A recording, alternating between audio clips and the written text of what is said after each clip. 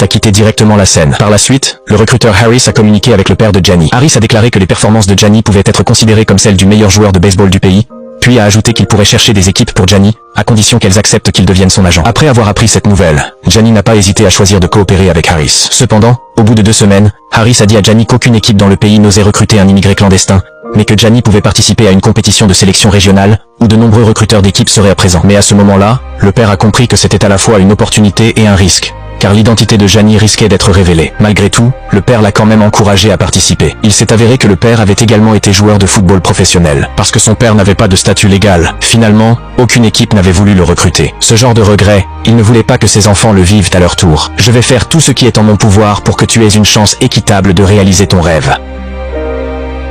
À minuit, sur le terrain de basket, un jeune garçon s'entraînait seul au tir. Il dormait même directement dans le gymnase pour gagner du temps et s'entraîner davantage. C'était la véritable expérience de Giannis Antetokounmpo. N'ayant pas d'identité légale, il a été rejeté par toutes les équipes professionnelles en Grèce. Cependant, Harris, un recruteur inconnu, s'est battu pour que Giannis puisse participer à une compétition de sélection régionale. Lors de cette sélection, Giannis a fait sensation. Juste après le match, une équipe professionnelle espagnole lui a envoyé une invitation. Non seulement ils ont payé 10% du salaire à l'avance, mais ils ont aussi garanti d'aider Giannis à résoudre son problème d'identité. Et ma famille? Aurait-il aussi des visas?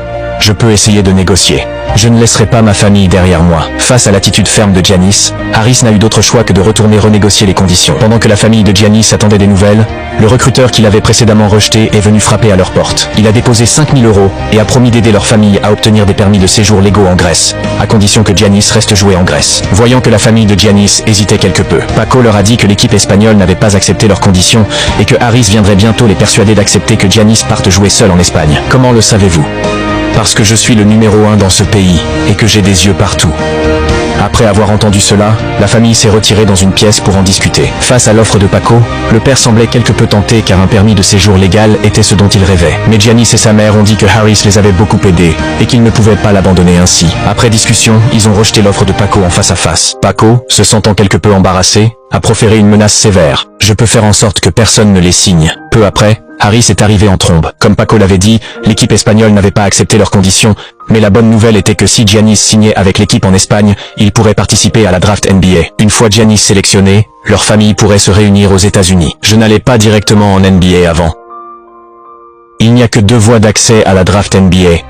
Jouer pour une université américaine, ou signer un contrat avec une équipe internationale. Mais si Giannis n'était pas sélectionné, son identité serait révélée, et il devrait rester jouer seul en Espagne. Face à ce choix difficile, Giannis a décidé de prendre le risque. Après leur arrivée à New York, Harris et son ami Kevin ont commencé à contacter chaque équipe. Cependant, par manque de connaissances sur Giannis, la plupart des équipes ont choisi de le rejeter.